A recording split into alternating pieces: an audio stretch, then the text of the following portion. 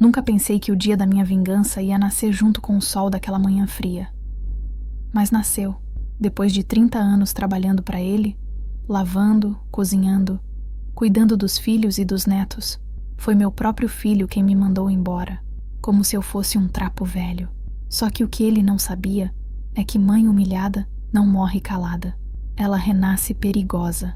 Sou uma mulher do interior de Minas, daquelas que aprenderam a acordar antes do galo e dormir só depois de todo mundo. Passei a vida acreditando que amor de mãe era investimento garantido, que o sacrifício voltava em forma de carinho, pois voltei a acreditar no impossível, que o amor cega, mas a dor ensina. Quando ele me expulsou da casa que eu ajudei a construir, me olhando como quem despacha uma estranha, senti meu coração quebrar, mas no estalo seguinte, ele virou pedra. O ponto alto da minha história não foi quando perdi tudo, mas quando descobri que ainda podia lutar. E lutei com o que sabia: lembrança, esperteza e coragem. Porque o que parecia meu fim foi só o começo do acerto de contas. Um acerto que não precisou de gritos, nem vingança suja. Só de justiça bem planejada, com a calma de quem passou a vida engolindo o que não devia. Há histórias que o tempo tenta apagar, sussurradas pelo vento em noites de chuva, histórias de corações partidos e da força que renasce das cinzas. A que você vai ouvir agora é uma delas, a jornada de uma mulher que transformou a maior dor de sua vida em sua maior vitória. Histórias como a de Helena merecem ser contadas, pois nos lembram que a justiça, por vezes, não grita, mas floresce em silêncio. E se você acredita no poder das segundas chances e na força que mora em cada um de nós, considere se inscrever no nosso canal. Assim, você não perde nenhuma jornada de superação como a que está prestes a ouvir, começando neste exato momento, sob o céu cinzento de uma tarde que mudaria tudo. A chuva caía impiedosa, uma cortina de água fria e cinzenta, que transformava a paisagem familiar de Serra Dourada num borrão de verdes e marrons. Cada gota que batia no rosto de Helena parecia um pequeno golpe, gelado e agudo, ecoando a dor que se instalara em seu peito. Ela estava parada do lado de fora do portão de ferro. O mesmo portão que ajudara a instalar com as próprias mãos há 20 anos, cujos detalhes em arabesco ela mesma desenhara num pedaço de papel de pão. Agora, ele representava uma barreira intransponível. Do outro lado, a casa. A sua casa. As luzes acesas na sala de estar pintavam quadrados de um amarelo quente e acolhedor nas poças que se formavam no caminho de pedras. Um convite cruel a um lugar onde ela não era mais bem-vinda. Em sua mão direita, os nós dos dedos brancos de tanto apertar, segurava a alça de uma sacola de lona simples, onde jogara às pressas algumas peças de roupa, um terço de madeira e o pequeno porta-retratos com a foto desbotada de seu falecido marido. A água escorria por seus cabelos grisalhos, grudando os fios em sua testa e nuca, e encharcava o vestido de chita florido, que agora pesava 1 tonelada contra seu corpo envelhecido. Seus pés, dentro das sandálias gastas, estavam mergulhados na lama que se formava ao redor de seus tornozelos, mas não era o frio que a fazia tremer. Era o eco das últimas palavras, ditas não com raiva, mas com uma frieza cortante que doía mais que qualquer grito. É melhor assim, mãe. A senhora precisa do seu espaço, e nós do nosso. A voz de Mateus, seu único filho, o menino que ela criara com o suor de seu rosto e o sacrifício de seus sonhos, soava distante, como se viesse de trás de uma grossa parede de vidro. Ao lado dele, Sofia, a esposa, observava com um olhar que misturava triunfo e impaciência, os braços cruzados sobre o peito, a postura rígida de quem finalmente conseguira o que queria. Não houve um abraço de despedida. Não houve um "se cuida". Apenas a porta de madeira maciça se fechando com um clique suave e definitivo, abafando o som de seu mundo desmoronando. Helena ergueu o rosto para o céu, deixando a chuva lavar as lágrimas silenciosas que teimavam em brotar. Ela não ia chorar. Não ali. Não na frente da casa que construíra com o dinheiro da venda do único pedaço de terra herdado de seus pais, com o trabalho de seus braços, misturando cimento, assentando tijolos, plantando cada árvore que hoje formava o pomar nos fundos. Aquela casa não era apenas paredes e um teto. Era o repositório de sua vida, a materialização de seu amor e dedicação. E eles a haviam tirado dela como se tira um móvel velho de um cômodo. O tremor que a percorria não era de frio, nem de tristeza. Era uma vibração nova, estranha, que nascia no fundo de sua alma. Era raiva, uma raiva pura, límpida e pela primeira vez em 70 anos, direcionada. Naquele momento, sob o dilúvio, encharcada e humilhada, Helena não se sentiu como uma vítima. Sentiu-se como alguém que acabara de acordar de um longo sono. A porta estava fechada, sim, mas em sua mente, outra, muito mais importante, acabara de se abrir. O dia havia começado como tantos outros. O sol de Minas Gerais, ainda tímido, derramava uma luz dourada e suave pela janela da cozinha, fazendo a poeira dançar no ar. O cheiro de café fresco, coado no pano, se misturava ao aroma do pão de queijo que assava no forno, uma receita de sua mãe que ela preparava todas as manhãs, sem exceção. Para Helena, esses rituais eram a espinha dorsal de sua existência, a prova de que, apesar de tudo, o mundo ainda girava em sua órbita previsível e segura. Ela cantarolava uma melodia antiga enquanto ajeitava a mesa. 3 pratos de cerâmica, 3 xícaras, o pote de geleia de amora caseira e a manteiga fresca. Era a mesa do café da manhã da sua família. Sofia foi a primeira a descer, já vestida para o trabalho na pequena imobiliária da cidade. Usava um tailleur bege, impecavelmente passado, e sapatos de salto que faziam um barulho seco e decidido no piso de madeira. Seus cabelos loiros estavam presos num coque perfeito, e a maquiagem era discreta, mas calculada. Ela não deu bom dia. Apenas parou, olhou para a mesa posta e suspirou, um som carregado de uma irritação contida. Helena, já conversamos sobre isso. Esse pão de queijo tem muita gordura. O Mateus está tentando manter uma dieta. A voz dela era polida, mas cada palavra carregava uma farpa. Helena sentiu a pequena alegria da manhã murchar. Mas é só um pouquinho, minha filha. Ele gosta tanto. Ele gostava. Corrigiu Sofia, pegando uma maçã da fruteira e uma garrafa de água da geladeira. As coisas mudam. As pessoas precisam evoluir, cuidar da saúde. Ela deu uma mordida ruidosa na maçã, o som estalando no silêncio da cozinha. E essa toalha de mesa? Esses bordados são tão antigos. Precisamos de algo mais moderno, mais clean. Helena olhou para a toalha de linho branco, com pequenos ramos de lavanda bordados à mão por ela mesma durante meses. Cada ponto, uma prece. Cada flor, um desejo de felicidade para o lar. Ela apenas assentiu, um movimento quase imperceptível da cabeça, e começou a tirar seu próprio prato da mesa. Perdera a fome. Sofia representava um mundo que Helena não compreendia, um mundo de superfícies lisas, de calorias contadas e de afetos medidos. Desde que entrara naquela casa, 5 anos atrás, Sofia vinha sutilmente apagando os vestígios de Helena. Começou trocando as cortinas de crochê por persianas minimalistas. Depois, guardou no fundo de um armário a coleção de pratos pintados à mão que Helena herdara da avó, substituindo-os por um aparelho de jantar branco, sem vida. Cada mudança era uma pequena morte, um pedaço de sua história sendo arquivado. Mateus, no meio do fogo cruzado, apenas pedia paciência. É o jeito dela, mãe. Ela só quer o nosso bem. Mas Helena sabia que não era o nosso bem que Sofia buscava. Era o dela. A tensão, que antes era uma névoa fina, naquela manhã estava densa, quase palpável. Era o silêncio durante o café da manhã. O jeito como Sofia organizava a despensa, jogando fora os potes de vidro de Helena para substituí-los por recipientes de plástico etiquetados.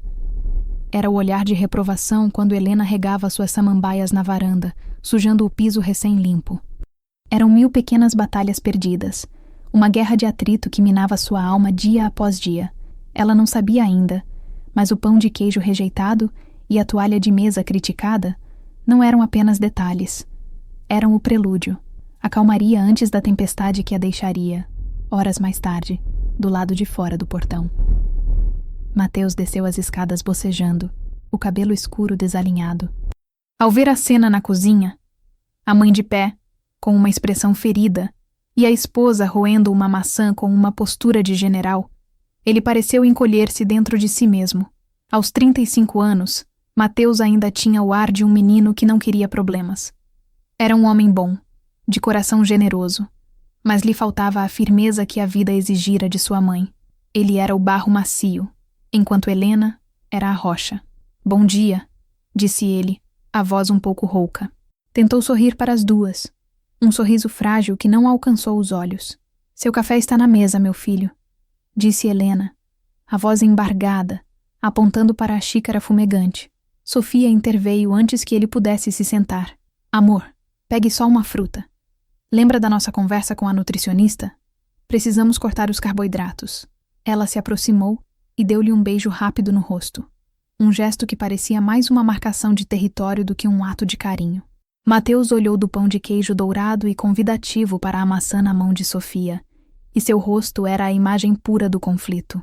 Ele amava o pão de queijo da mãe.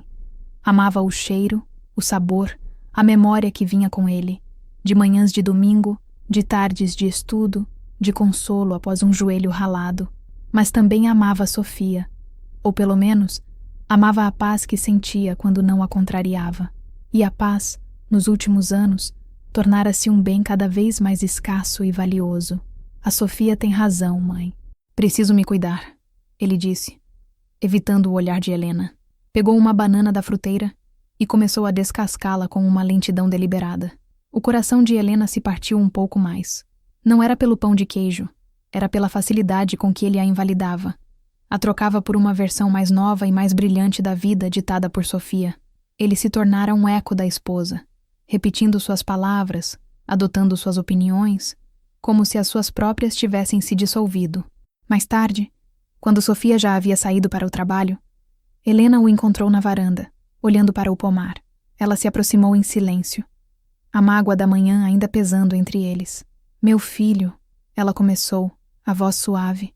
Eu não quero criar problemas. Só quero que a gente viva em paz. Mateus se virou para ela, e pela primeira vez naquele dia, ela viu a angústia em seus olhos. Eu sei, mãe. Eu também quero. Mas a Sofia, ela é diferente. Ela tem planos, ambições. Ela acha que a senhora nos prende ao passado. Ele passou a mão pelo cabelo. Um gesto de desespero. Ela quer comprar o apartamento na cidade. Diz que aqui é muito isolado, que não tem futuro. Mas e você, Mateus? O que você quer? Helena perguntou, a voz firme. Esta terra, esta casa, é a sua raiz. Foi aqui que você cresceu. Ele desviou o olhar novamente, incapaz de encará-la. Eu não sei, mãe. Eu só não quero mais briga. Eu estou cansado de ficar no meio. E ali estava a verdade. Mateus não era mau. Era fraco. E na guerra silenciosa travada entre as duas mulheres de sua vida, a fraqueza era uma forma de traição. Ele não escolhia um lado. Ele simplesmente cedia ao lado que gritava mais alto, que exigia mais, que prometia a miragem de uma vida sem conflitos. E essa pessoa não era Helena. Naquele momento, na varanda banhada pelo sol da manhã, Helena compreendeu que havia perdido seu filho muito antes de perder sua casa. Ele já havia partido, deixando para trás apenas a casca de um homem que ela mal reconhecia. A memória de Helena era um baú pesado, cheio de imagens nítidas e sentimentos preservados. Enquanto a chuva daquela tarde fatídica a castigava, sua mente viajava para trás, para um tempo de terra seca e mãos calejadas. Ela se viu jovem, com pouco mais de 25 anos. O luto pela morte prematura de João, seu marido, ainda fresco como uma ferida aberta. João partira levado por uma pneumonia traiçoeira, deixando-a com um filho de 5 anos para criar e um futuro incerto como única herança. Os primeiros anos foram os mais difíceis. Serra Dourada não era um lugar de muitas oportunidades para uma viúva jovem. Mas Helena era feita de uma fibra que não se desfazia com o vento. Ela arregaçou as mangas e fez o que precisava ser feito. Acordava antes do galo cantar para lavar as trouxas de roupa das famílias mais abastadas da cidade. Suas mãos viviam vermelhas e rachadas pela água fria e o sabão em barra, mas ela nunca reclamava. O som da roupa batendo na pedra do tanque era para ela o som da sobrevivência.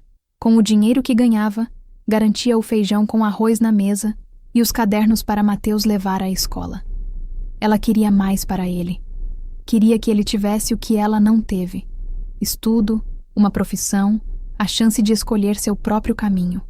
E esse desejo se tornou o motor de sua vida. Quando a lavagem de roupa não foi mais suficiente, ela começou a fazer doces e salgados para vender na feira de domingo. Suas coxinhas se tornaram famosas, e o doce de leite cremoso era disputado à tapa. Ela se lembrava de uma noite em particular. Mateus, com uns 10 anos, estava com febre alta. O único médico da cidade cobrava caro pela consulta, e Helena não tinha 1 centavo guardado. Desesperada, ela olhou para sua caixinha de joias, onde guardava as poucas peças que lhe restavam, a aliança de casamento de sua mãe e um par de brincos de ouro, presente de João no dia em que Mateus nasceu. Sem hesitar, ela pegou os brincos. Na manhã seguinte, vendeu-os ao dono da venda por uma fração de seu valor real.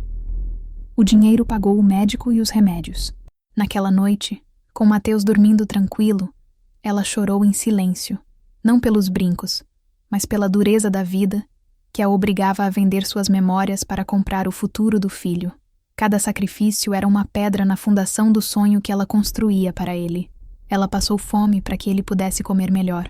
Deixou de comprar um vestido novo para que ele tivesse um tênis de marca, igual ao dos outros meninos. Abriu mão de qualquer chance de refazer sua vida amorosa, dedicando-se integralmente a ser mãe e pai. O mundo de Helena girava em torno de Mateus. Ela o via não apenas como seu filho, mas como sua obra-prima, a prova de que todo o seu esforço valera a pena.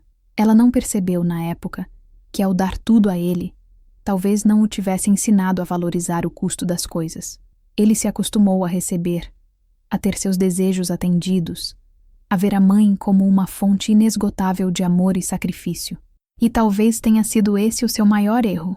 Ela o ensinou a ser amado, mas não a como amar com a mesma força abnegada. O sonho da casa própria nasceu de uma necessidade prática. A pequena casa de pau a pique onde moravam, herança de João, estava se desfazendo. As goteiras no telhado eram uma constante nas noites de chuva, e o vento frio do inverno se infiltrava pelas frestas das paredes. Mateus, já adolescente, precisava de seu próprio espaço. Foi quando Helena tomou a decisão mais ousada de sua vida. Ela venderia o pequeno sítio que herdara de seus pais, uma terra fértil, mas distante, que ela nunca tivera condições de cultivar. O dinheiro da venda não era muito, mas com uma gestão espartana, ela acreditava ser o suficiente para comprar um lote mais perto da cidade e erguer uma casa simples, mas sólida. Encontrou o terreno perfeito, amplo, com uma vista para as montanhas e uma grande mangueira no centro, que prometia sombra e frutos. E foi ali que a saga da construção começou. Helena não se contentou em apenas contratar um pedreiro e esperar. Ela se tornou a administradora, a compradora, a fiscal e muitas vezes a ajudante. Acordava de madrugada para ir à cidade vizinha negociar preços de cimento, tijolos e areia. Aprendeu a ler plantas, a entender de fundações e a calcular a quantidade de material necessário para cada etapa. Sua presença na obra era constante. De saia comprida e chapéu de palha, ela carregava baldes, misturava massa e ajudava a assentar os tijolos. Os pedreiros, a princípio desconfiados daquela mulher mandona, logo passaram a respeitá-la por sua dedicação e conhecimento prático. Foi durante esse período que uma característica crucial de sua personalidade se solidificou: sua meticulosidade. Helena guardava tudo. Cada nota fiscal, cada recibo de pagamento de mão de obra, cada canhoto de cheque.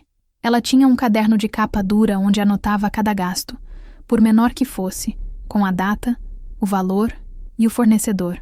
A gente só é dono daquilo que pode provar que pagou, dizia a um Mateus entediado, que preferia jogar bola com os amigos a acompanhar a mãe nessas tarefas. Ela também insistiu em uma coisa, contra o conselho de muitos.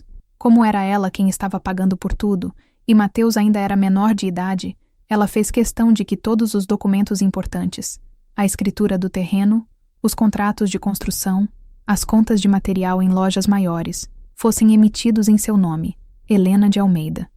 Era uma questão de prudência. Seguro morreu de velho, ela repetia o ditado popular. Na época, não era um ato de desconfiança em relação ao filho, mas um reflexo de sua natureza precavida, forjada por uma vida de perdas e incertezas. Ela precisava ter o controle, A segurança de que o que estava construindo com tanto suor estava legalmente protegido em seu nome. Quando a casa finalmente ficou pronta, foi um dia de festa. Era maior e mais bonita do que ela jamais sonhara.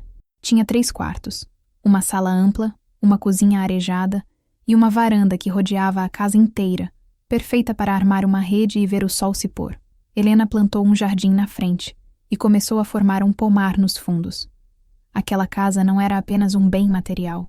Era o troféu de sua luta, o símbolo de sua vitória sobre as adversidades. Era o ninho que ela construíra, tijolo por tijolo, para seu filho.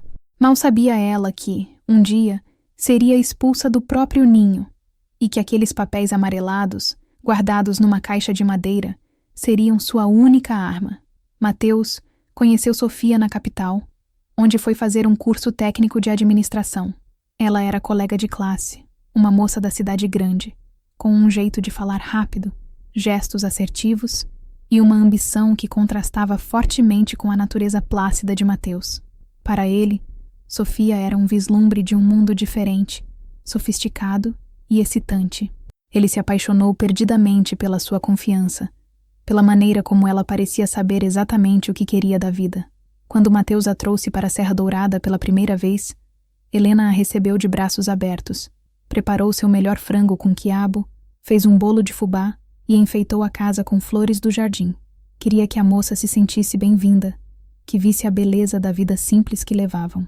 Sofia foi educada, elogiou a comida e a casa, mas havia algo em seu olhar, uma espécie de avaliação fria, que deixou Helena inquieta.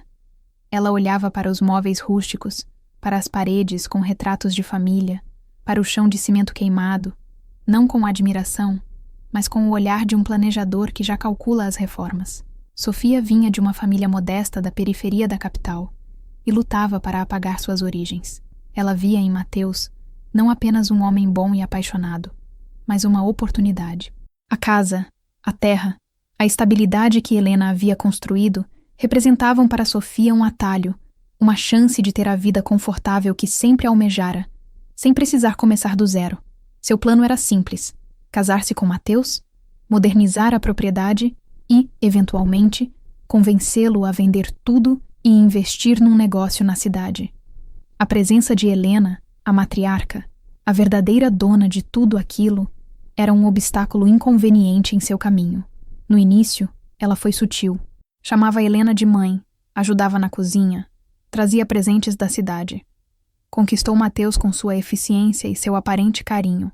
Ele, cego de amor, via nela a parceira perfeita, a mulher moderna que o completava. Helena, com a intuição afiada de quem já viu muita coisa na vida, sentia a falsidade em cada gesto, mas guardava suas desconfianças para si. Não queria parecer a sogra ciumenta e implicante. Resolveu dar tempo ao tempo, esperando que o amor do filho fosse genuíno e que ela estivesse apenas sendo injusta.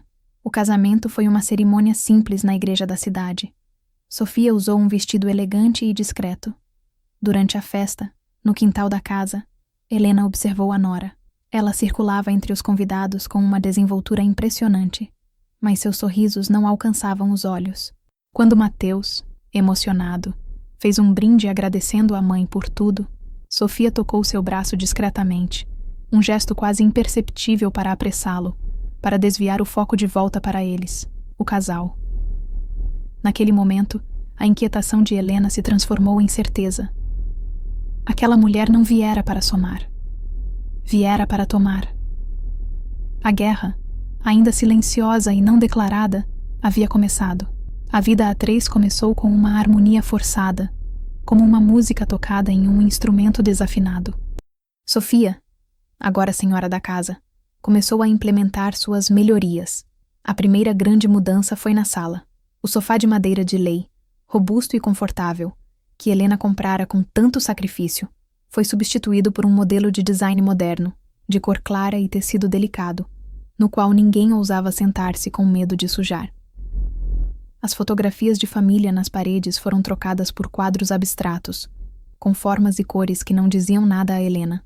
Precisamos deixar o ambiente mais leve, mais contemporâneo, explicava Sofia a um Mateus que concordava com tudo. Essas coisas antigas acumulam muita poeira e uma energia pesada. Helena engolia em seco. Aquela energia pesada era a sua história. Cada objeto que Sofia descartava era uma página de sua vida sendo arrancada. A próxima investida foi na cozinha, o santuário de Helena. Os potes de mantimentos de ágata foram trocados por um conjunto de inox.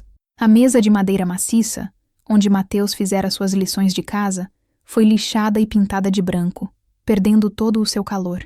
Sofia comprou uma máquina de café expresso, declarando o coador de pano de Helena anti-higiênico. As tensões não se limitavam às coisas, estendiam-se aos hábitos. Sofia reclamava do cheiro de refogado pela manhã, pedia para Helena não cantarolar enquanto cozinhava. E o mais doloroso de tudo, começou a minar a autoridade de Helena sobre o próprio filho. Se Mateus adoecia, era Sofia quem controlava os remédios, descartando os chás de ervas e os conselhos de Helena como crendices de gente antiga. Se Mateus tinha um problema no trabalho, era com Sofia que ele desabafava, a portas fechadas no quarto do casal. Helena sentia-se cada vez mais uma estranha em sua própria casa. Tentou conversar com Mateus várias vezes, mas ele sempre minimizava a situação. Mãe, a senhora está exagerando. A Sofia só quer o melhor pra gente. Tente se adaptar, por favor. A palavra adaptar soava como um insulto. Adaptar-se a ser uma figurante em sua própria vida? O ponto de inflexão ocorreu por causa do jardim. Helena cultivava um canteiro de ervas e temperos perto da cozinha. Manjericão, alecrim, sálvia, hortelã. Eram seu orgulho e sua farmácia natural. Um dia, ela chegou em casa e encontrou o canteiro completamente revirado. No lugar de suas plantas, Sofia havia mandado plantar grama e alguns arbustos decorativos, de plástico. Fica muito mais organizado assim, não acha? Disse Sofia com um sorriso vitorioso. Aquela horta deixava a entrada da cozinha com um aspecto desleixado. Naquele momento, algo dentro de Helena se quebrou. Não era sobre as ervas. Era sobre o desrespeito, a crueldade deliberada do ato. Ela olhou para Sofia, os olhos ardendo, e pela primeira vez, não se calou. Você não tinha o direito, disse ela, a voz baixa e trêmula de raiva. A resposta de Sofia foi um golpe final. A casa agora também é minha, Helena, e do Mateus. E nós decidimos o que é melhor para ela. O nós foi enfático, excluindo-a completamente da equação. Naquele dia, Helena entendeu que a convivência pacífica era impossível. As rachaduras nas paredes daquela relação haviam se tornado fendas intransponíveis. A expulsão, que ocorreria meses depois, foi apenas a consequência inevitável de uma demolição que já estava em andamento há muito tempo. A tarde da expulsão foi o clímax de semanas de uma tensão insuportável. A desculpa foi um motivo banal. Como sempre, uma conta de luz que chegou mais alta do que o normal. Sofia, com a fatura na mão, usou o fato como a munição que esperava. É um absurdo, ela exclamou, na frente de Mateus, que acabara de chegar do trabalho. Eu já falei para a sua mãe apagar as luzes dos cômodos onde não está. Essa televisão ligada o dia inteiro na sala, as luzes da varanda acesas sem necessidade. É um desperdício! Helena, que estava na cozinha coando o café da tarde, ouviu tudo. A acusação era injusta. Ela era a pessoa mais econômica da casa, acostumada a uma vida de privações. Eu não deixei nada aceso, Sofia. A luz da varanda quem acendeu ontem foi o Mateus. Não coloque a culpa no seu filho, retrucou Sofia, a voz subindo de tom. A verdade é que a senhora não colabora. Não ajuda nas despesas, mas gasta como se não houvesse amanhã. Essa situação não pode mais continuar. Era a primeira vez que o dinheiro era mencionado de forma tão explícita. Helena sentiu o sangue ferver. Não ajudo nas despesas?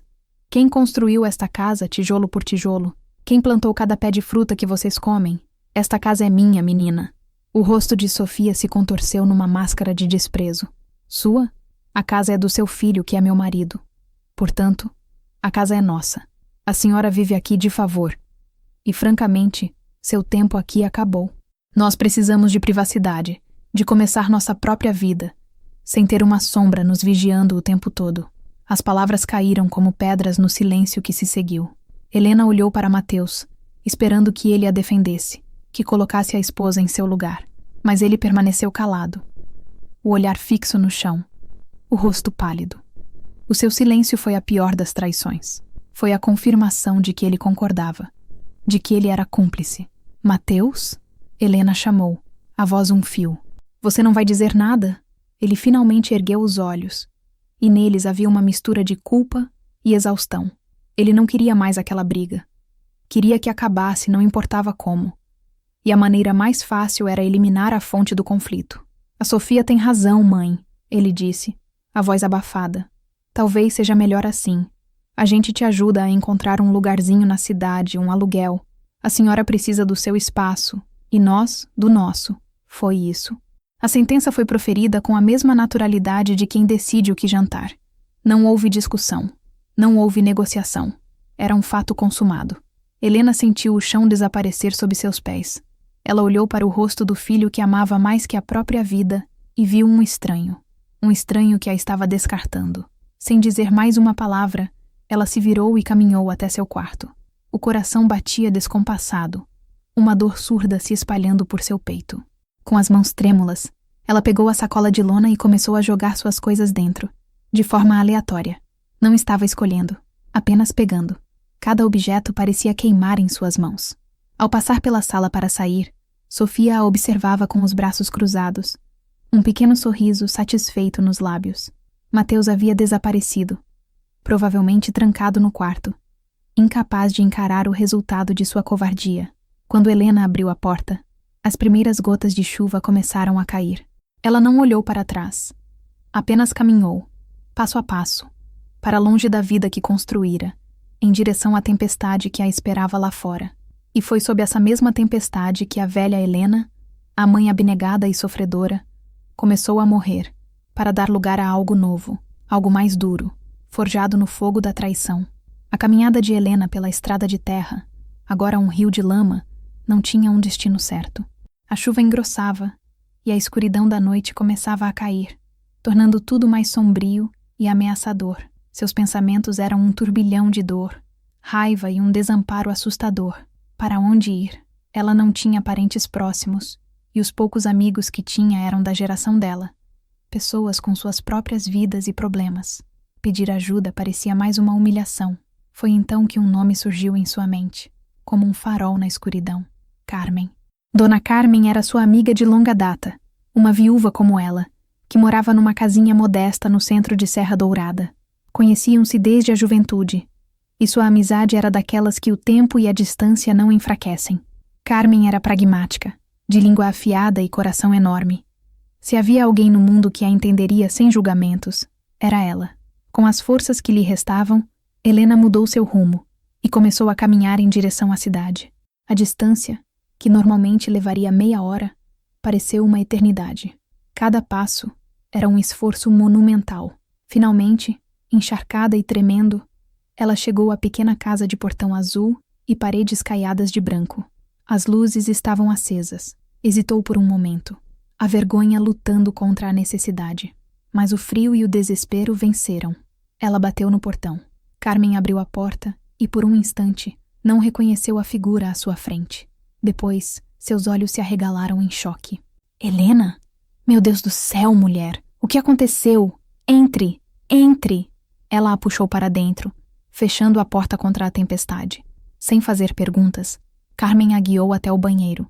Entregou-lhe uma toalha seca e um vestido de flanela quente. Tire essa roupa molhada antes que pegue uma pneumonia. Vou preparar um chá bem forte para você. Quando Helena saiu do banheiro, envolta no cheiro de sabonete e no conforto do tecido seco, Carmen a esperava na cozinha com 2 xícaras fumegantes de chá de cidreira com gengibre. Só então, sentada à mesa simples de madeira, sob a luz amarelada da lâmpada, Helena desabou. As lágrimas que ela segurara com tanta força finalmente vieram. Um choro convulso, gutural, que carregava a dor de uma vida inteira de sacrifícios jogados fora. Carmen apenas a ouvia, segurando sua mão, deixando-a esvaziar toda a sua angústia.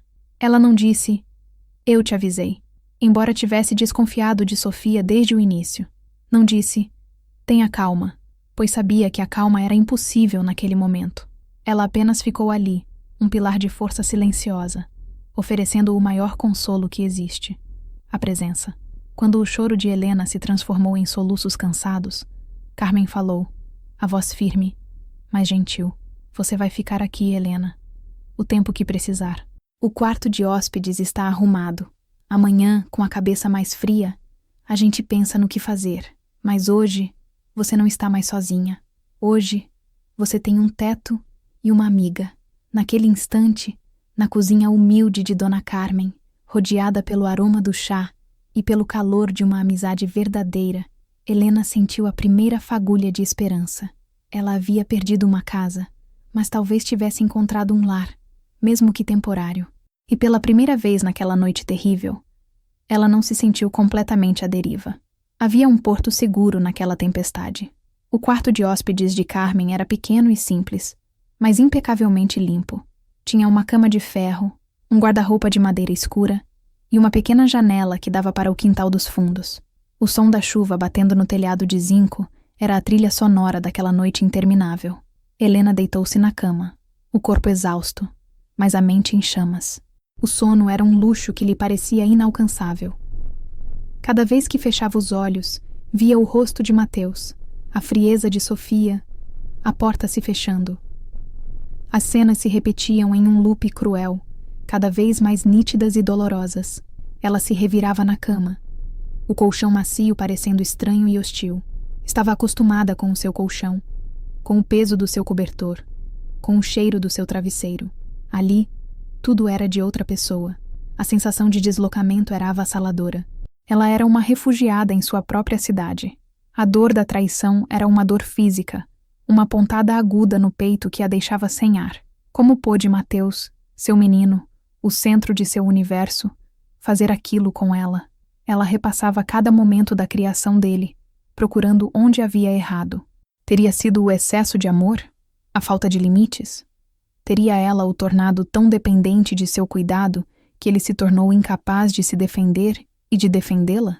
As perguntas a torturavam, mas não havia respostas, apenas o eco de sua própria mágoa. Mas em meio ao sofrimento, algo mais começou a borbulhar: a raiva. Uma raiva que não era destrutiva, mas energizante. Uma fúria fria que começava a secar suas lágrimas. Ela não era uma folha ao vento, para ser levada pela tempestade.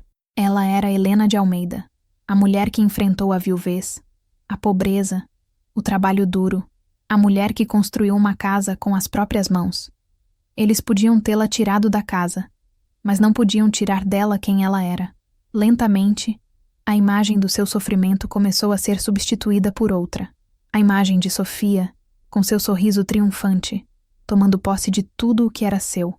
A imagem de Mateus, fraco e conivente, usufruindo do conforto que lhe custara uma vida de sacrifícios. Não, ela não permitiria. Não podia ser assim.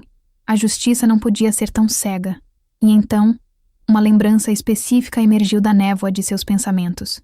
Uma lembrança de anos atrás, durante a construção da casa. Ela, sentada na varanda improvisada, organizando uma pilha de papéis, notas fiscais, recibos, a escritura do terreno. E ela se lembrou de guardá-los, não em qualquer lugar, mas em uma pequena caixa de madeira de embuia, que fora de seu pai. Uma caixa que ela mantinha no fundo de seu guarda-roupa, sob pilhas de lençóis velhos. Ela se sentou na cama, o coração subitamente acelerado. A caixa. Ela não a trouxera na pressa. Estava lá, na casa. Dentro daquela caixa não estavam apenas papéis velhos. Estava a prova de tudo. Estava a sua verdade, documentada e assinada. A raiva começou a se transformar em algo mais focado, mais perigoso.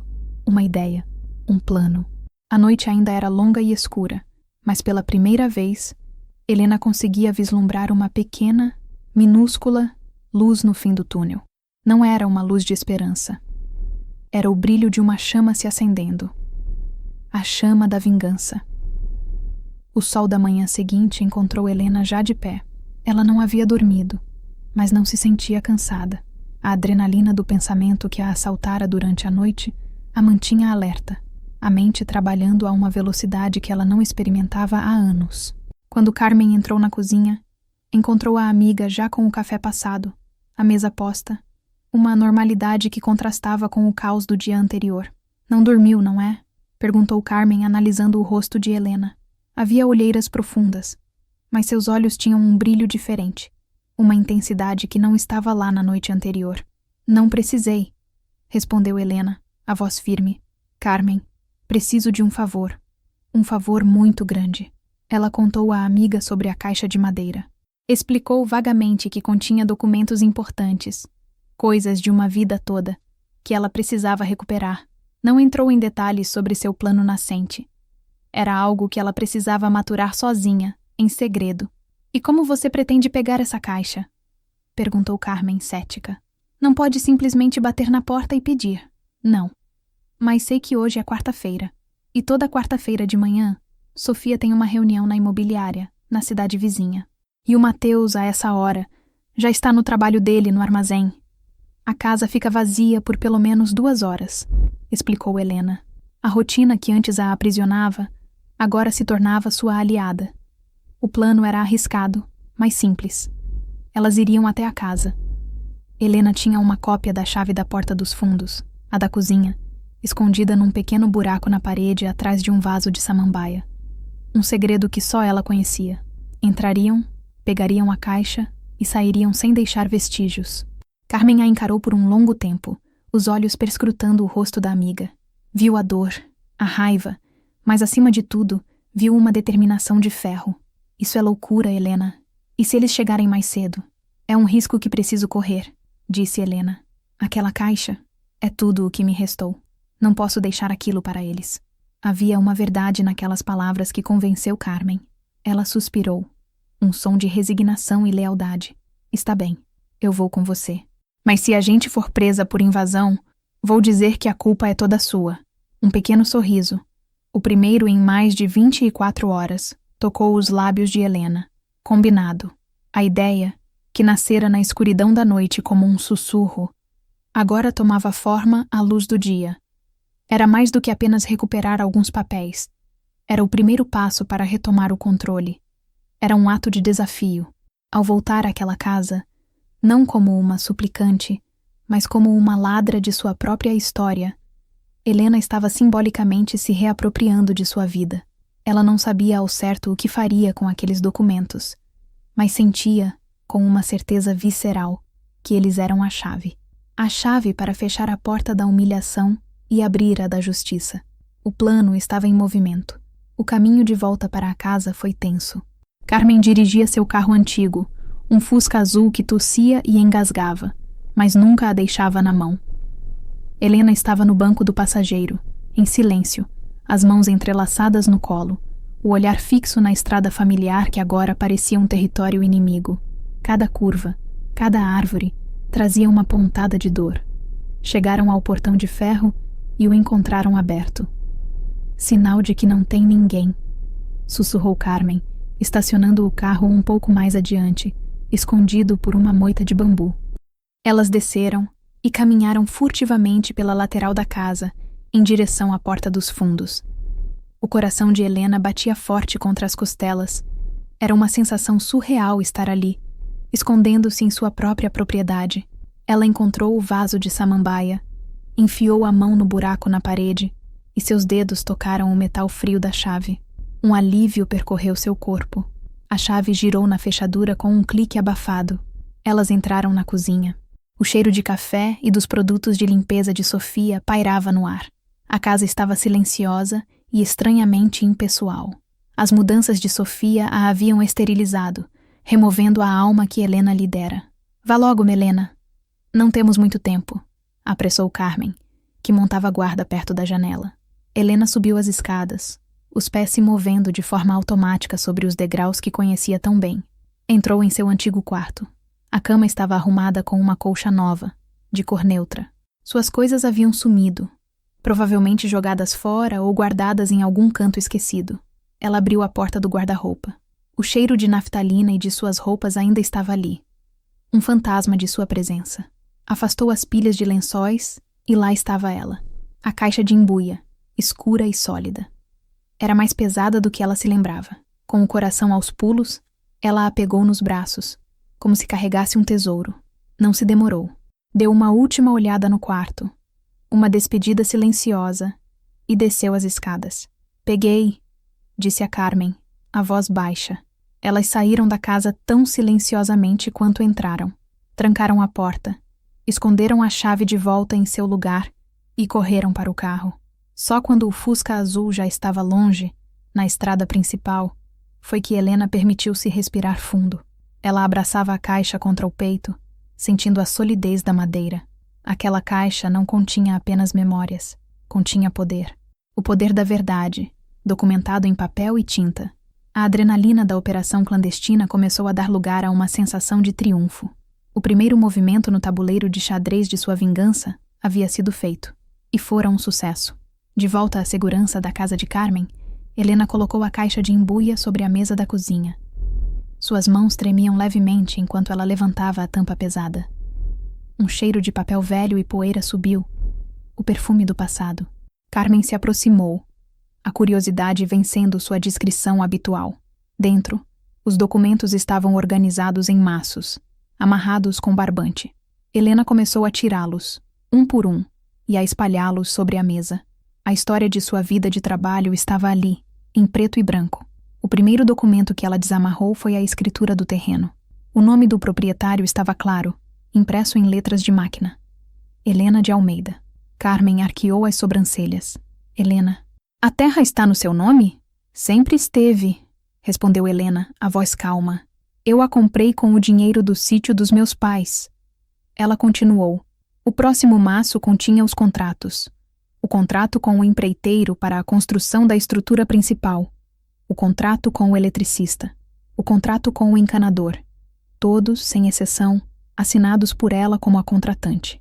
Em seguida, vieram as notas fiscais, centenas delas, amareladas pelo tempo. Cimento, tijolos, areia, telhas, janelas, portas, fios, canos.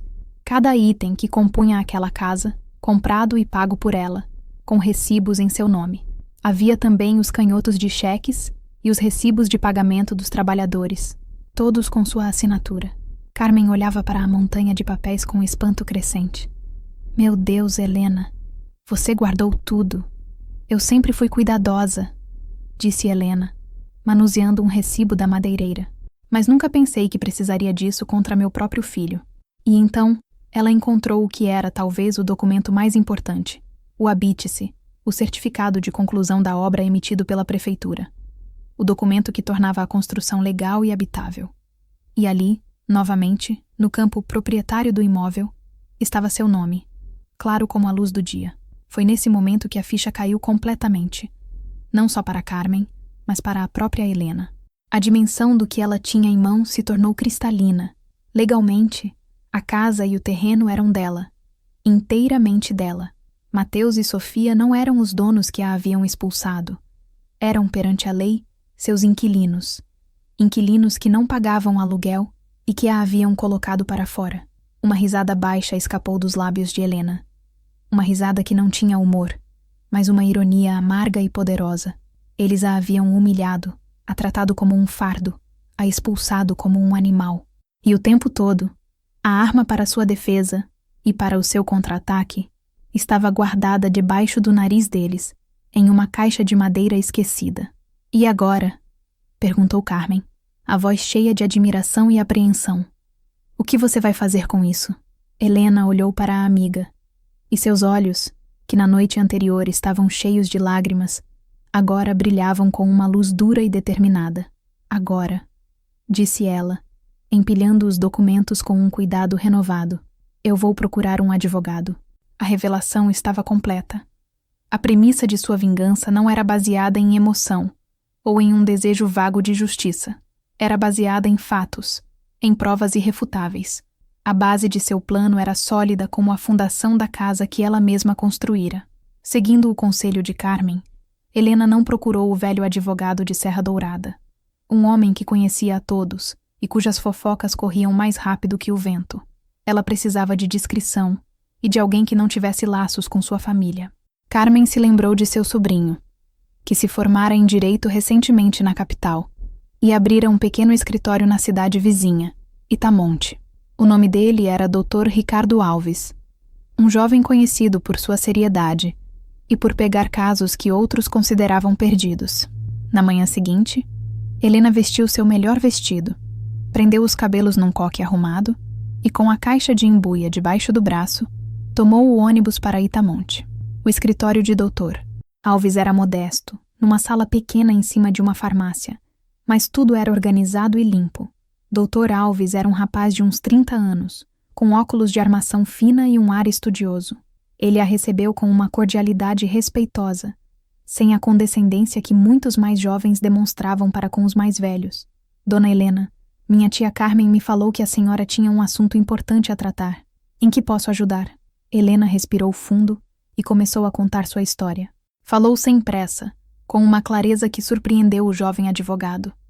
Contou sobre a viuvez, sobre a criação de Mateus, sobre o sacrifício para construir a casa. E então, contou sobre a chegada de Sofia, sobre a humilhação e a expulsão. Sua voz não tremeu. A dor ainda estava lá, mas a raiva a mantinha firme. Ao final do relato, ela abriu a caixa e começou a apresentar os documentos sobre a mesa dele, um por um. A escritura, os contratos, as notas, o habite-se. Doutor. Alves examinou cada papel com uma atenção minuciosa.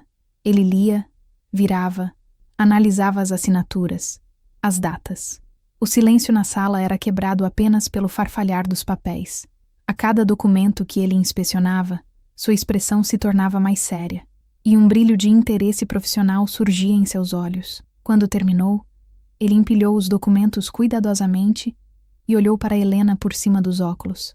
Dona Helena, isso aqui é impressionante, disse ele com genuína admiração. A senhora tem um caso extraordinariamente forte. Na verdade, não é nem um caso de disputa. É um caso de fato. A propriedade é sua. Legalmente, indiscutivelmente, 100% sua. Helena sentiu um peso enorme sair de seus ombros. Ouvir aquilo de um profissional, de alguém que entendia das leis, validava tudo o que ela sentia. O que seu filho e sua nora fizeram, continuou o advogado, o tom agora mais duro, chama-se esbulho possessório. Eles a privaram da posse do seu próprio bem, de forma ilegal. A senhora tem todo o direito de pedir a reintegração de posse imediatamente. E o que isso significa? Perguntou Helena. Significa que podemos entrar com uma ação, e um juiz vai ordenar que eles saiam da sua casa. Se não saírem, a polícia pode ser chamada para retirá-los.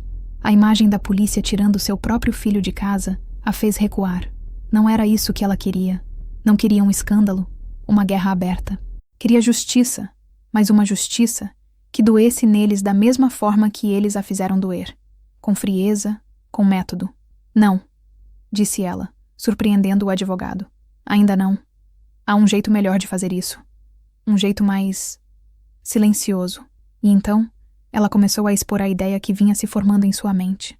Dr. Alves a ouviu com atenção, e um sorriso de aprovação começou a se formar em seus lábios. O plano de Helena não era apenas legalmente brilhante, era poeticamente justo. Eles acham que são os donos, doutor, explicou Helena, a voz calma e calculada. Eles vivem naquela casa, usufruindo de tudo, com a certeza de que me venceram. Quero que essa certeza se desfaça, não pela mão de um oficial de justiça, mas pela realidade. O plano de Helena era simples e cruel em sua eficácia. Em vez de uma ação de reintegração de posse imediata, eles não fariam nada.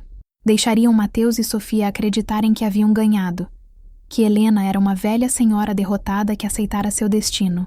O silêncio dela seria a primeira etapa da tortura psicológica. E então? Perguntou o Dr. Alves intrigado. Então nós esperamos, disse Helena. Eu conheço aquela casa, conheço cada conta, e sei que, em breve, uma conta grande vai chegar. A conta do imposto da propriedade, o IPTU. Eu sempre paguei em cota única em janeiro para ter o desconto. Mas este ano eu não paguei. Dr. Alves começou a entender. O carnê do imposto está em seu nome, obviamente. Ele foi entregue na casa? Provavelmente. E Sofia, na sua mania de organização, deve tê-lo guardado, pensando ser algo que eles resolveriam depois. Eles nunca se preocuparam com essas coisas. Eu sempre resolvi tudo. Eles não têm ideia do valor. A estratégia era esperar. Deixar a dívida do imposto crescer. Eventualmente, a prefeitura enviaria uma notificação de débito. Depois, uma segunda. E, por fim, um aviso de que o imóvel seria inscrito na dívida ativa, o primeiro passo para um leilão judicial. Quando eles receberem a notificação de que a casa pode ir a leilão, continuou Helena, Eles vão entrar em pânico. Vão correr para a prefeitura ou para o cartório para tentar resolver.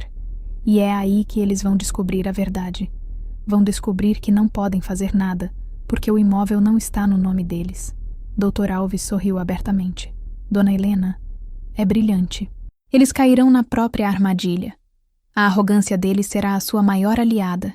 E quando eles estiverem desesperados, sem saída, o que a senhora pretende fazer? É aí que eu apareço, disse Helena, os olhos faiscando, não como uma mãe chorosa pedindo para voltar, mas como a verdadeira proprietária do imóvel para resolver um problema que eles criaram e para ditar os meus termos. O advogado se recostou na cadeira, impressionado. Perfeito. É uma estratégia de mestre. Vamos fazer exatamente isso. Vou monitorar a situação do débito na prefeitura. A senhora não precisa fazer nada. Apenas viver sua vida e esperar o momento certo. Deixe que o tempo e a burocracia façam o trabalho pesado. Helena se sentiu mais leve e mais forte do que em muitos anos. Ela não estava mais reagindo. Estava no comando. Havia entregado o leme de sua vingança a 2 aliados poderosos: a lei e a paciência. Saiu do escritório de Dr. Alves não como uma vítima em busca de ajuda, mas como uma comandante que acabara de traçar seu plano de batalha. A guerra seria silenciosa, travada nos corredores da burocracia e na mente culpada de seu filho e de sua nora. E Helena sabia, com uma certeza fria, que iria vencer. Na Casa Grande, as primeiras semanas sem Helena foram para Sofia uma lufada de ar fresco. Ela se sentia finalmente a rainha de seu castelo. Reorganizou os armários da cozinha, jogou fora os últimos potes e panos de prato da sogra e comprou um robô aspirador para manter o chão impecável. Convidou amigas para jantares, exibindo sua casa moderna e minimalista. Mateus, por sua vez, vivia num estado de dormência. A culpa o corroía em silêncio, mas ele a sufocava com o trabalho e com a paz superficial que reinava em casa. Sem as discussões veladas, sem o olhar de reprovação da mãe, a vida parecia mais fácil. Ele e Sofia não falavam sobre Helena. O nome dela se tornou um tabu, um fantasma cuja menção poderia quebrar o feitiço da nova vida que tentavam construir. Mas aos poucos, a ausência de Helena começou a se manifestar de formas inesperadas. O jardim, antes impecável, começou a ser tomado por ervas daninhas. As roseiras, sem a poda cuidadosa, adoeceram. O pomar, que antes lhes dava frutas frescas, agora deixava os frutos caírem e apodrecerem no chão, pois ninguém se dava ao trabalho de colhê-los. Dentro de casa, as coisas também mudaram. A comida, agora feita por Sofia, ou pedida por delivery, não tinha o mesmo sabor. Pequenas coisas começaram a dar errado. Uma torneira que pingava, uma lâmpada que queimava num lugar de difícil acesso, o portão eletrônico que emperrava. Problemas que Helena, com sua infinita capacidade de resolver tudo, teria solucionado em minutos, agora se arrastavam por semanas. Mateus não tinha o conhecimento prático da mãe, e Sofia não tinha paciência para coisas domésticas. A casa, apesar de mais limpa e organizada segundo os padrões de Sofia, parecia ter perdido sua alma. Estava fria, silenciosa. O cheiro de bolo assando no forno fora substituído pelo aroma artificial de produtos de limpeza. A risada de Helena, que antes ecoava pela varanda, dera lugar ao som da televisão ou ao silêncio tenso de um casal que evitava assuntos profundos. Mateus sentia isso mais do que ninguém. Às vezes, ao chegar do trabalho, ele tinha a impressão de que veria a mãe na cozinha, e a ausência dela era um soco no estômago. Ele sentia falta do pão de queijo, do seu colo, até mesmo de suas manias, mas o medo de confrontar Sofia e a vergonha do que fizera o mantinham paralisado. Enquanto isso, as contas começaram a se acumular de uma forma que eles não previam. Sem a gestão econômica de Helena, os gastos com supermercado, luz e água dispararam. Sofia, que sonhava em poupar para comprar um apartamento na cidade, via seu orçamento cada vez mais apertado. A liberdade que ela tanto almejara tinha um custo, e ele era mais alto do que ela imaginava. A casa, que deveria ser seu troféu, estava lentamente se tornando um fardo, um monstro adormecido que, sem a cuidadora original, começava a mostrar seus dentes. Eles haviam se livrado da mãe, mas herdado todas as suas responsabilidades, e não estavam nem um pouco preparados para elas. Passaram-se 4 meses. 4 meses de um silêncio sepulcral por parte de Helena. Mateus, em seus momentos de maior culpa, imaginou que a mãe estivesse sofrendo, doente, talvez até passando necessidade. Chegou a ligar para o celular dela uma vez, mas a chamada caiu na caixa postal. Ele não deixou recado.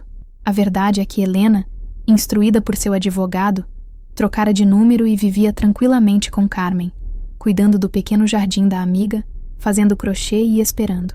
A primeira carta da prefeitura chegou numa tarde de terça-feira. Era um envelope pardo com o brasão do município.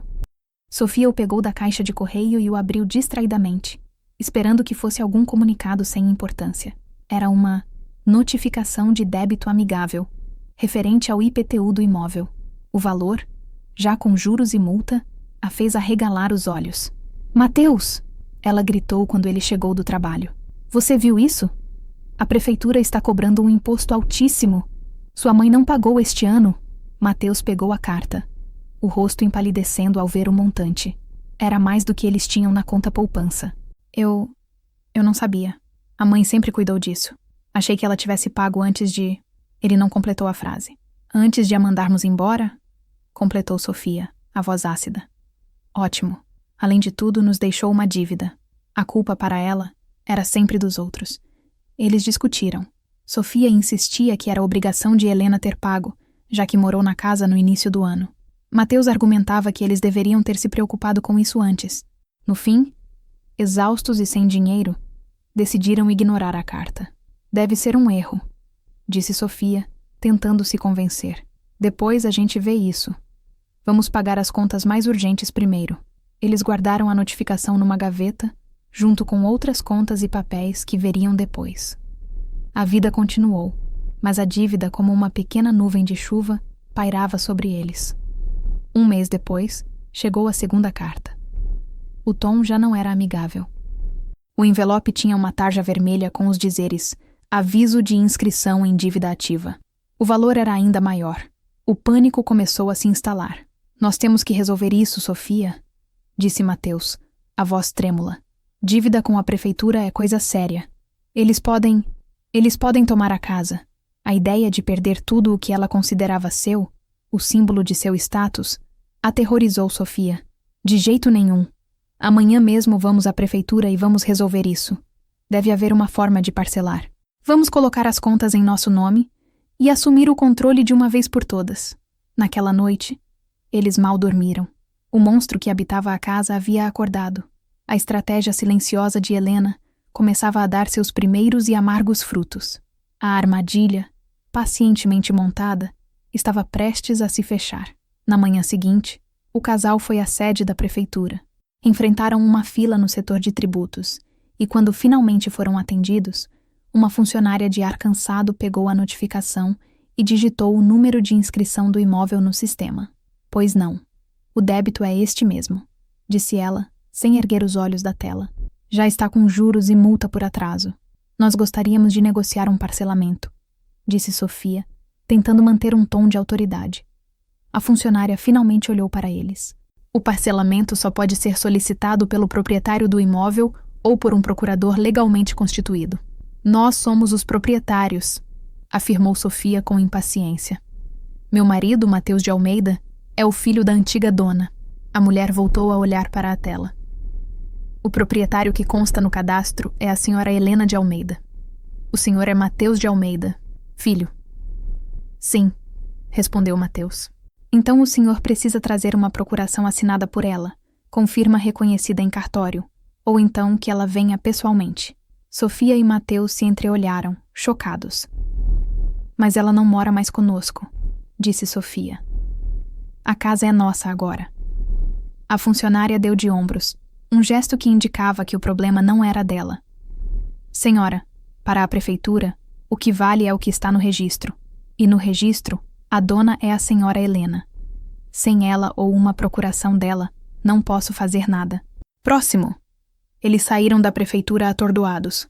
A burocracia, que eles imaginavam ser um simples obstáculo, se revelara um muro intransponível. "Isso é um absurdo!" esbravejou Sofia já na rua. É só uma formalidade. A casa foi um presente dela para você. Precisamos atualizar esses registros. Vamos ao cartório. Vamos resolver isso de uma vez por todas.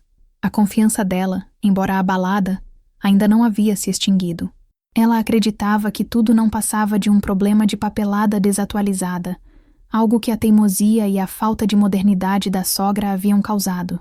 Mal sabia ela que a papelada não estava desatualizada. Estava perfeitamente em ordem. E essa ordem seria a sua ruína. A visita ao cartório, que ela imaginava ser a solução, seria na verdade o palco do ato final.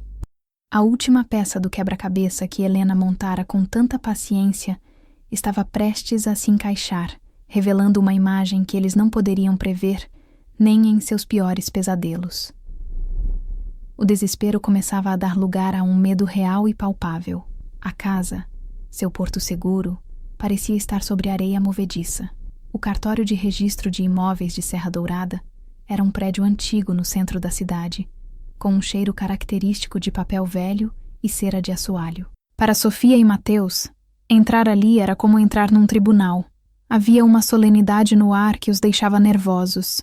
Eles pegaram uma senha e esperaram, sentados em um banco de madeira desconfortável.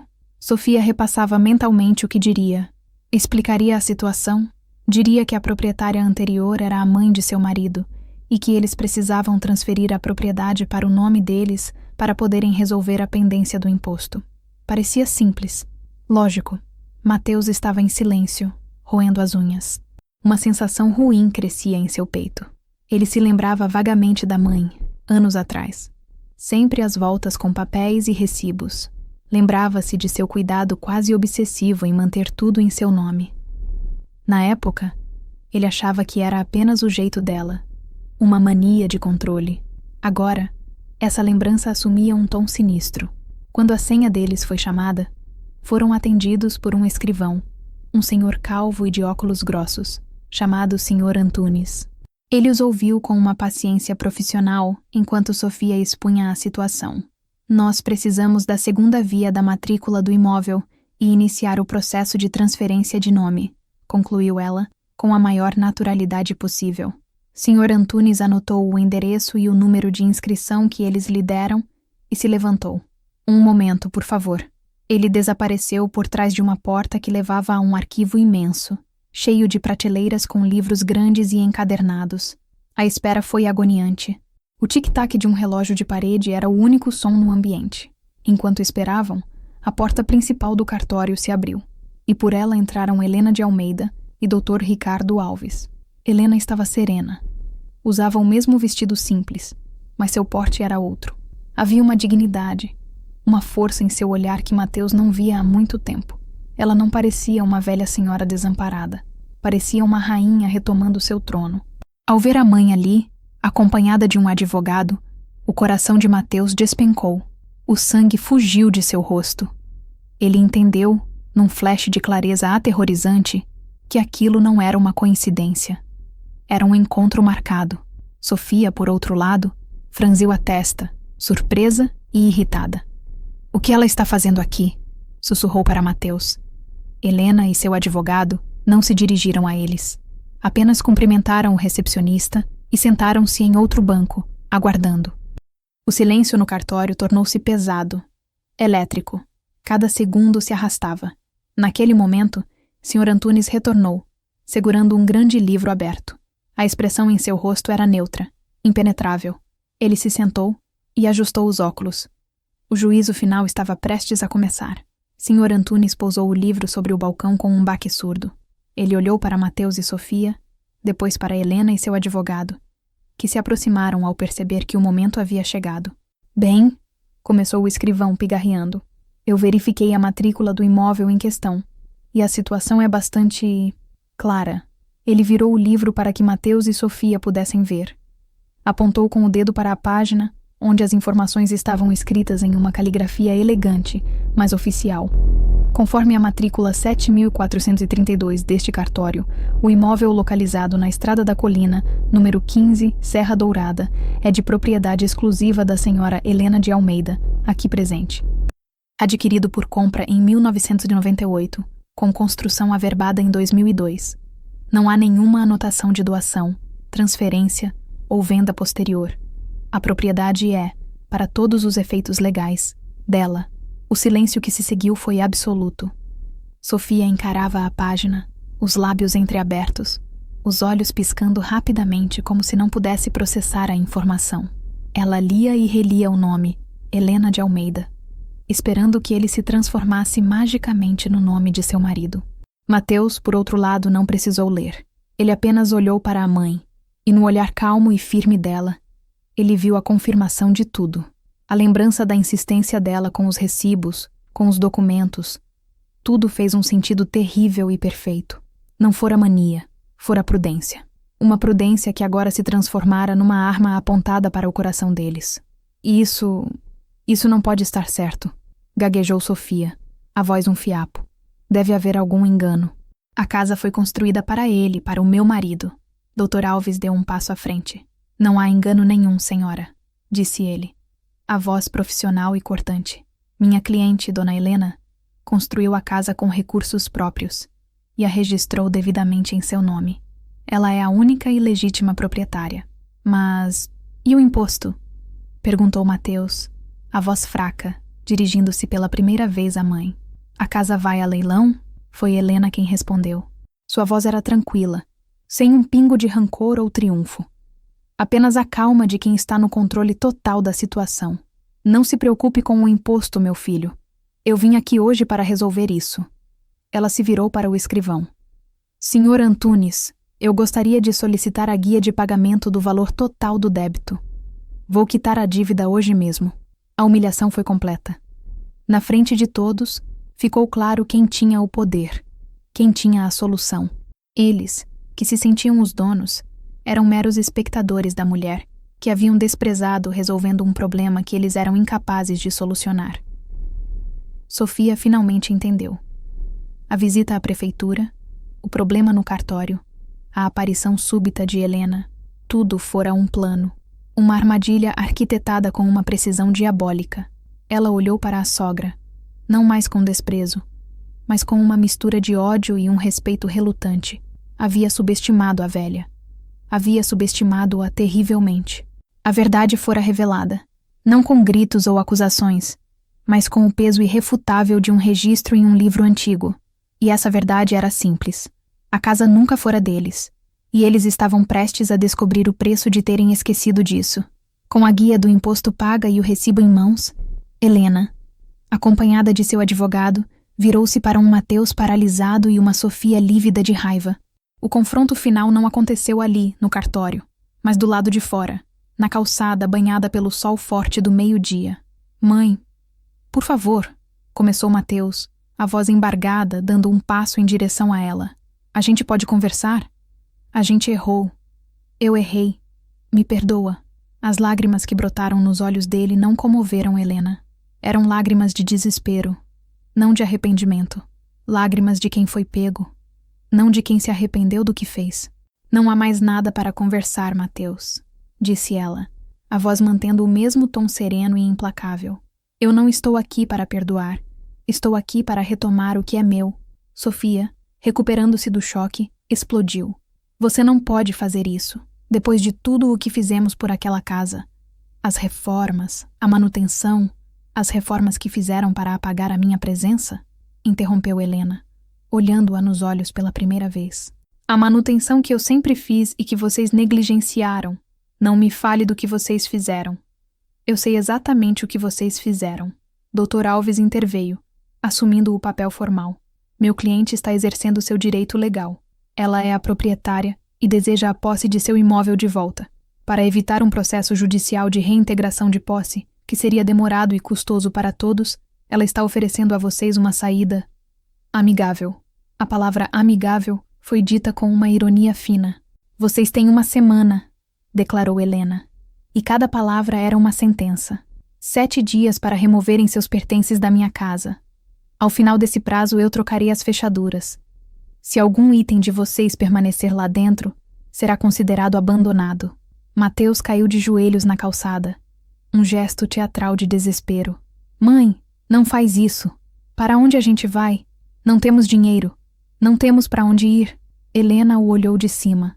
O filho que ela amava, agora reduzido a uma figura patética. Por um instante, seu coração vacilou. A mãe dentro dela quis estender a mão, mas então ela se lembrou da chuva, da porta fechada, da humilhação. E a Helena, que renasceu naquela noite, se manteve firme. Vocês vão fazer o que eu fiz quando me colocaram para fora, respondeu ela, a voz sem emoção. Vão se virar. Vocês são jovens, têm saúde.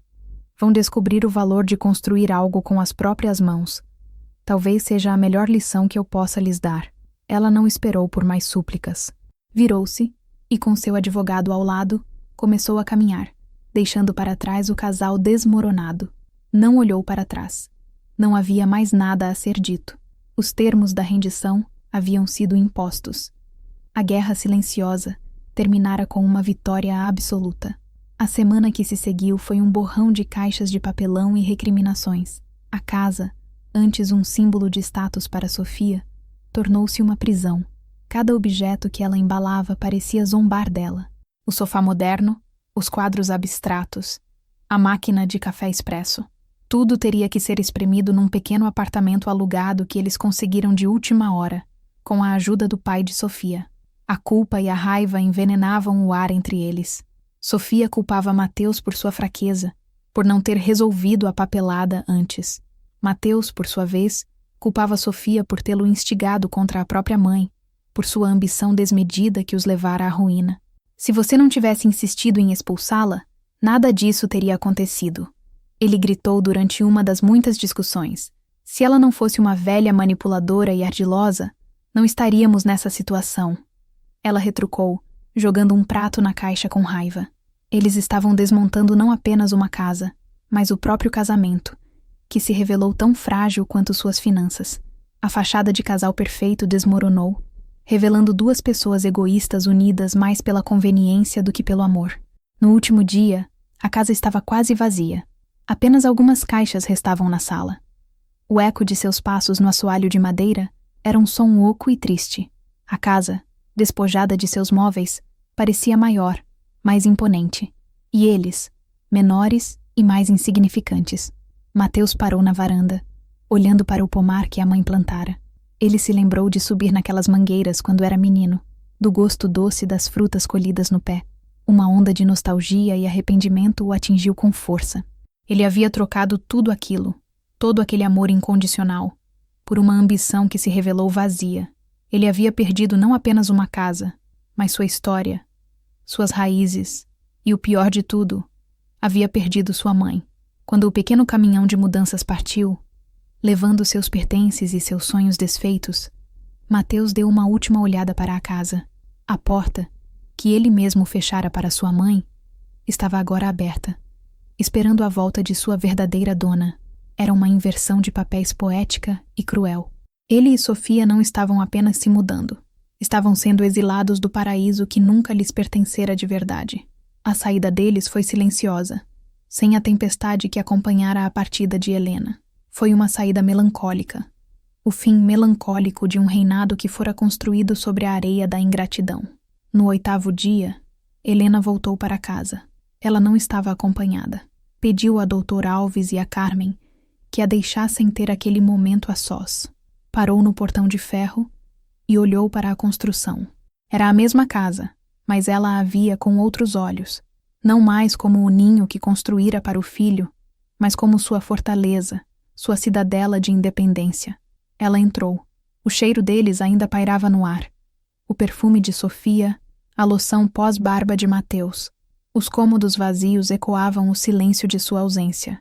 Havia marcas nas paredes onde os quadros estiveram, contornos mais claros no chão onde os móveis se assentavam, fantasmas de uma ocupação recente. Helena não sentiu triunfo. Sentiu uma paz sombria, a calma que se segue a uma grande batalha. Havia vencido, sim, mas a um custo. O custo de ver a verdadeira natureza de seu filho. Sua primeira ação não foi desempacotar suas poucas coisas.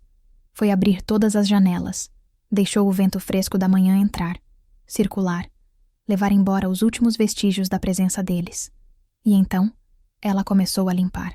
Não era uma limpeza comum. Era um ritual de purificação. Ela esfregou cada centímetro do chão, como se estivesse apagando as pegadas deles. Limpou os vidros das janelas até que a luz do sol entrasse sem barreiras, clara e pura. Lavou as paredes, tirando as marcas e as sombras. Enquanto trabalhava, sua mente se esvaziava da raiva e da mágoa. Cada movimento físico era uma forma de meditação. Ao limpar a casa, ela estava limpando a própria alma das feridas que lhe haviam infligido. Estava preparando o terreno, não para o passado, mas para o futuro. Quando a noite caiu, a casa brilhava. O cheiro agora era de limpeza, de capim-limão e de um bolo de fubá que ela assara no forno. O primeiro em muitos meses. Ela sentou-se na varanda, numa cadeira de balanço que trouxera da casa de Carmen, com uma xícara de café nas mãos. A casa estava pronta. Mas olhando para sua imensidão, para os quartos vazios, Helena percebeu algo. A casa não era mais um lar para ela. Carregava o peso de muitas memórias, boas e ruins. Era grande demais para uma mulher só. Era um capítulo de sua vida que precisava ser encerrado. A vitória não era morar ali novamente. A vitória era ter o poder de decidir o que fazer com ela. E em seu coração, uma nova ideia, um novo plano, muito diferente do anterior, começava a florescer. Na semana seguinte, Helena colocou uma pequena placa no portão. Aluga-se. A notícia se espalhou por Serra Dourada. Muitos ficaram curiosos com a história, que circulava em sussurros pela cidade. A maioria, ao saber dos detalhes, tomou o partido de Helena. Ela não alugou a casa para o primeiro que apareceu. Esperou, entrevistou os interessados com cuidado e escolheu uma jovem família. Um médico recém-chegado para trabalhar no posto de saúde da cidade, sua esposa, que era professora, e seus 2 filhos pequenos. Uma família que precisava de espaço, que valorizaria o pomar e o quintal. Ao alugar a casa para eles, Helena sentiu que estava devolvendo à propriedade sua vocação original: ser um lar cheio de vida e risadas. O aluguel lhe garantiu uma renda mensal confortável, mais do que suficiente para viver com tranquilidade. Era a sua independência financeira, conquistada não por favor, mas por direito. Com o primeiro adiantamento, ela realizou o último passo de seu plano de libertação. Comprou uma pequena casa na vila, a poucas quadras da casa de Carmen. Era uma casinha charmosa, com 2 janelas que pareciam olhos curiosos para a rua, uma porta azul e um pequeno terreno nos fundos, que recebia o sol da manhã. Era pequena, fácil de limpar, aconchegante. Era tudo o que ela precisava. A mudança foi simples. Suas poucas posses mal encheram um cômodo, mas ao colocar seu porta-retratos na mesinha de cabeceira e suas panelas na cozinha nova, ela sentiu uma sensação que não experimentava há muito tempo, a de estar exatamente onde deveria estar. Sua primeira providência na nova casa foi ir ao terreno dos fundos. O chão era de terra batida, com algumas ervas daninhas. Com uma enxada emprestada de Carmen, Helena começou a capinar. O trabalho era duro, mas gratificante. Ela traçou os canteiros, preparou a terra, adubou, e então começou a plantar. Plantou tomates, alfaces, couve. Plantou um canteiro de ervas, maior e mais viçoso do que o que Sofia destruíra. E na beirada, plantou flores, cravos, margaridas, 11 horas. Aquele pequeno pedaço de terra se tornou seu novo projeto, seu novo santuário. Ela não estava mais construindo um ninho para os outros. Estava cultivando seu próprio jardim, um lugar que lhe daria alimento, beleza e, acima de tudo, paz. A vingança havia terminado. A justiça havia sido feita. Agora era tempo de viver. Os meses se transformaram em 1 ano. A vida de Helena encontrou um novo ritmo, uma cadência suave e feliz. Suas manhãs eram dedicadas ao jardim, que florescia sob seus cuidados. As tardes eram passadas na varanda com Carmen, entre conversas, crochê e o café da tarde. Ela se reaproximou de velhos amigos, entrou para o grupo de artesanato da igreja, e sua risada voltou a ser uma presença constante. Às vezes, ela passava de ônibus pela estrada que levava à sua antiga casa. Via as crianças do médico brincando no gramado, ouvia o som de suas risadas. E sorria, um sorriso genuíno, sem amargura. A casa estava cumprindo seu propósito, e ela, o seu. Quanto a Mateus e Sofia, as notícias chegavam esporadicamente. Eles haviam se mudado para a capital. O casamento, minado pela crise, não durou muito. Separaram-se. Sofia continuou sua busca por uma vida de status, sempre insatisfeita. Mateus, segundo diziam, estava tentando se reerguer, trabalhando num emprego modesto, vivendo de aluguel. Ele nunca mais a procurou, talvez por vergonha, talvez por orgulho. Helena não guardava mais rancor, apenas uma triste indiferença. Ela havia chorado pelo filho que perdeu, e agora seguia em frente. Numa tarde ensolarada, enquanto colhia tomates vermelhos e lustrosos de seu jardim, Helena se sentiu plenamente feliz. Ela olhou para suas mãos, sujas de terra. Eram as mesmas mãos que haviam lavado roupa no tanque, que haviam sovado massa de pão, que haviam assentado tijolos e que, por fim, haviam assinado os papéis que lhe devolveram a dignidade. Ela aprendeu a lição mais dura e mais importante de sua vida. O amor não pode ser um cheque em branco. A dedicação não pode significar a anulação de si mesma. E, às vezes, a maior prova de amor próprio é saber a hora de fechar uma porta para poder cultivar o próprio jardim. A história dela não era uma história de vingança, ela concluiu. Era uma história de justiça. A justiça de uma semente que, arrancada à força de sua terra, encontra um novo solo para brotar, mais forte e mais bonita do que antes. E ali, em seu pequeno pedaço de mundo, rodeada por suas plantas e pela paz que tanto buscara, Helena de Almeida estava finalmente em casa. O jardim de Helena continua a florescer, um testemunho silencioso de que a verdadeira força não está em nunca cair, mas em saber como se reerguer e plantar de novo. A história dela termina aqui, mas tantas outras, cheias de lutas e superações, estão apenas começando, esperando para serem contadas e ouvidas. Se a jornada de Helena te tocou, se a força dessa mulher te inspirou, ajude nossa comunidade a crescer. Deixe seu like para que mais pessoas possam conhecer essa história. Comente o que você sentiu ao longo dessa narrativa. E claro, se você ainda não faz parte do nosso canal, se inscreva para continuar cultivando essas histórias conosco. Afinal, cada vida é um jardim e vale a pena cuidar de cada uma delas.